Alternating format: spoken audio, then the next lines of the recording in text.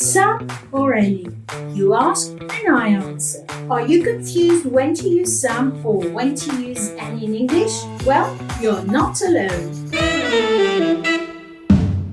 We use some and any with plural nouns and uncountable nouns. Let's start with some. We use some in positive sentences when discussing an indefinite quantity or number. For example, I have some apples in the fridge. I have some apples in the fridge. On the other hand, we use any in questions, negative sentences, and with the words not or never. For example, do you have any siblings? Do you have any siblings? Or I don't have any money. I don't have any money. The key difference is that some implies a positive or affirmative meaning, while any is used in negative or interrogative context. Remember, choosing the right word to convey your message accurately is important.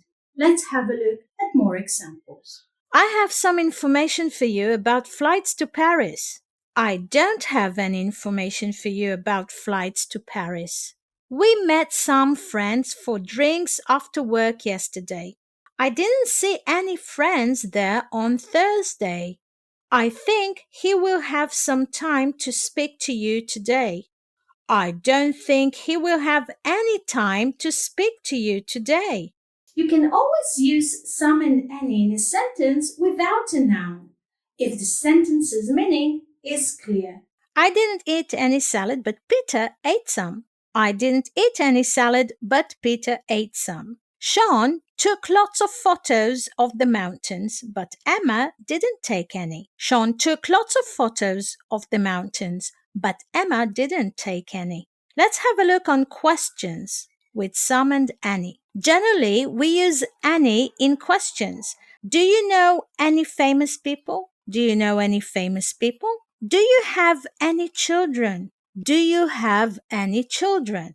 But some is used in the following circumstances. For instance, when we are offering something, would you like some coffee? Or do you want some sugar for your coffee? Or when we are asking for something. For instance, could I have some salt, please? Can I have some fries with that? Or when we are suggesting something, why don't we watch some movies on TV tonight? Why don't you give her some advice? Now you go and give it a try. Let me know how it went in the comments below.